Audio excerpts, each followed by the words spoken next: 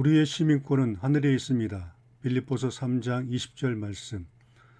모펫은 이 말씀을 우리는 하늘나라의 식민지입니다라고 생생하게 번역했다.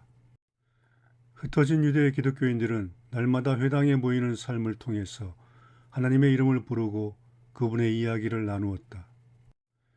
그들은 시온의 하나님을 알지 못하는 낯선 땅에서 시온의 노래를 부르고자 함께 모이는 일이 나그네 된 거류민에게 얼마나 중요한 일인지를 알았던 사람들이었다.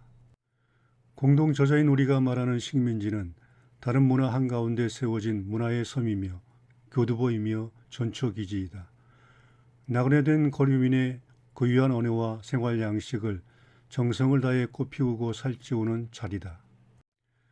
우리는 교회를 식민지라 부르고 그리스도인을 나그네 된 거류민이라고 부른다. 우리는 어느 시대이든지 어떤 상황에서든지 교회의 본질은 식민지로 살아가는 것이라고 생각한다. 기독교는 나그네된 백성, 차별화된 백성이 되어 살라는 초청이다. 기독교는 그리스도를 통해서만 알 수 있는 것들을 알기 때문이다. 바르게 산다는 것은 바르게 생각하는 것이라기보다는 도전하는 삶이라고 할 수 있다. 이 도전은 그리스도로 말미암아 세상에서 일어난 큰 변화에 동역하며 살아가는 새 백성을 세우는 것이다. 식민지는 온 세상을 구원하기 위한 하나님의 도구가 될 때 의미가 있다. 식민지는 하나님께서 이 세상을 다스리고 심판하시는 데 사용하시는 핵심 수단이다. 식민지는 예수의 첫 제자들에게서 볼 수 있듯이 예수를 따라가고자 애쓰면서 이동하는 백성이다. 식민지는 모험이다. 예수를 따르는 길에서 수많은 새로운 일과 새로운 사람을 만나기 때문이다. 우리의 가장 심각한 죄는 우리는 아무것도 아니야라고 하는 인간 내면에서 속삭이는 깊은 두려움에 굴복하는 것이다. 그러므로 하나님의 목적과 능력을 말해주는 이야기를 통해 우리가 누구인지를 아는 일은 우리의 삶에 굉장한 차이를 만들어낸다. 그러한 깨달음을 통해서 우리는 사람들을 지배해온 강력한 사회적 권력과 편견, 인습에서 자유할 수 있는 능력을 얻는다.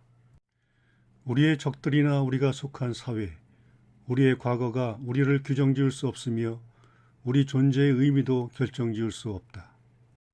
하나님께서 우리를 위해 이미 그리스도 안에서 우리를 규정지으셨고 우리 존재의 의미를 결정하셨기 때문이다.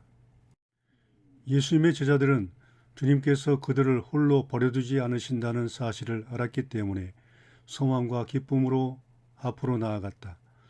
우리는 그분을 통해서 실제로 어딘가에 발을 내딛게 된다. 성직자들에게 전문적인 특성과 능력이 필요하지만 그들에게 가장 필요한 것은 교회의 요구에 부응할 수 있는 능력이다. 그런데 성직자들과 그들의 교인을 나누는 방식으로 성직자들을 상류의 특별한 계급으로 정당화해서는 안 된다. 세례받은 그리스도인이라면 누구나 이 세상 속에서 그리스도의 사역을 함께 이루도록 안수받은 사람이기 때문이다. 그러나 매우 일찍부터 교회는 세례받은 사람 가운데서 일부를 지도자로 선택해서 설교자나 목사, 목회자, 예언자로 불렀다. 이들이 특별한 이유는 이들이 회중을 세우는 소명을 받았기 때문이다. 문제는 우리의 성직자들이 우리가 한 곳에서 다른 곳으로 나아갈 수 있도록 도와주지 못한다는 데 있다.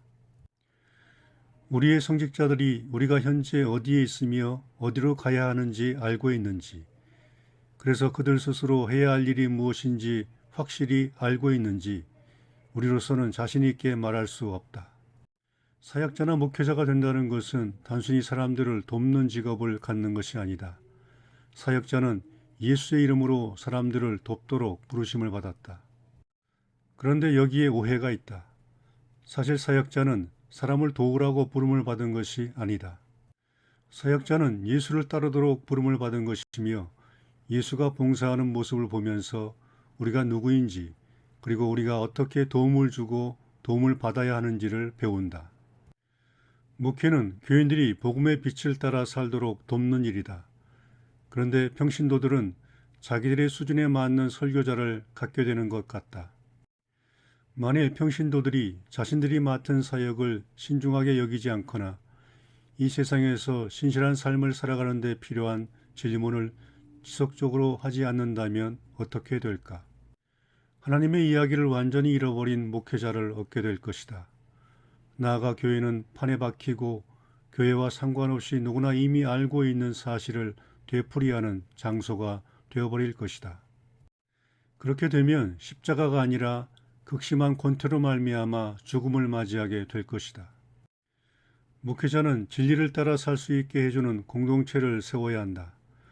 어느 시대이든지 교회가 이루어야 할 가장 큰 과제는 살아있고 숨쉬고 증언하는 진리의 식민지를 세우는 일이다. 하나님의 친구가 되려는 사람들, 곧 진리를 말하며 또 하나님의 이야기를 기억하고 나누고 해석하고 증언하며 천명하는 사람들은 자주 외로움에 빠지게 된다. 그러나 그 외로움은 기쁨으로 충만하게 해주는 외로움이다. 예수는 종종 홀로였고 외로웠다. 예수의 고독은 그의 예언자적인 거룩성을 이루는 한 요소였다. 예수는 하나님의 아들이었기 때문에 군중들 속에서 외로웠다. 신실한 백성이 되지 않으면 복음을 들을 수 없다. 들음은 회심과 연결되어 있다. 성소와 교회는 나뉠 수 없다. 말씀이 올바로 선포되고 성례전이 제대로 베풀어지는 곳에서는 성서의 권위를 인정할 줄 아는 백성이 세워지게 된다. 진실한 마음으로 하나님의 말씀을 들으려고 애쓰는 사람들이 없다면 하나님의 말씀은 들리지 않는다. 오늘날 많은 사람이 성서의 상당 부분을 이해하지 못하고 무의미한 것으로 여기고 있다. 진리를 따라 살기로 결단한 신실한 교회를 터전으로 삼아 성경이 다시 숨쉬게 되고 성서가 꽃을 피우게 된다. 교회는 성서와 사람들의 만남이 이루어지는 달이다. 평신도에게는 진리를 말해줄 설교자가 필요하고 설교자에게는 진리를 말해달라고 요구할 뿐만 아니라 설교자로서 안수받은 권위를 인정하는 평신도가 필요하다. 교회를 진리로 세우는 일에서 평신도와 설교자는 하나가 된다. 복음의 요구는 참으로 크다. 복음은 우리에게 복음의 진리를 위해 기꺼이 고난당할 것을 요구할 뿐만 아니라 우리가 사랑하는 이들의 희생까지도 감수하도록 요구한다. 교회는 신실하게 복음을 따르는 일에는 목회자뿐만 아니라 평신도에게도 희생을 요구한다는 사실을 담대하게 인정해야 한다. 진리는 그 자체만으로도 적을 만들어낸다는 사실을 잊어서는 안 된다. 교회는 그리스도인들이 현실 세계에 적응하도록 도와주는 것이 아니라 현실 세계에서 그리스도인으로 살아가는 것을 도와주어야 한다. 진리로 충만할 때 힘이 나온다. 기독교 성직자의 힘은 살아있는 진리이신 예수 그리스도께 봉사하는 데서 온다. 성직자들은 교회를 위해 말씀을 설교하고 성만찬을 베풀 수 있는 권위를 허락받았다. 설교와 성만찬을 통해서 우리 가운데 계신 하나님의 현존을 증언할 수 있는 권위는 목회자에게만 허락되었기 때문에 기독교의 목회자는 힘이 있다. 그것이 목회자의 진정한 힘이다. 목회자가 담대하게 진리를 말할 수 있기 위해서는 자기 교인들에 대한 두려움에서 자유로워야 한다. 목회자가 담대하게 진리를 말할 수 있는 까닭은 예수 그리스도 그분 안에서 확신을 가지고 담대하게라는 성경 말씀을 의지해서 목회 사역을 감당하기 때문이다. 이런 확신이 없을 때 목회자는 겁쟁이가 된다. 목회자는 사람들이 교회에 나오는 잘못된 동기들을 깨뜨릴 수 있도록 도와주는 존재이다. 목회자는 또한 하나님은 가차없고 매정하며 한없이 지략이 뛰어난 분으로서 우리를 소유하기로 작정하신 분이라는 사실을 그들이 알도록 도와주는데 없어서는 안 될 존재이다.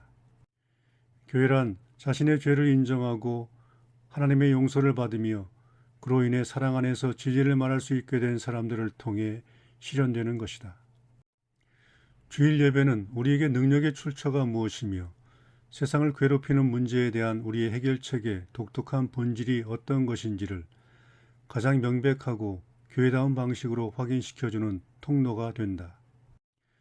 우리는 하나님께서 이 세상을 포기하지 않으셨다고 믿는다.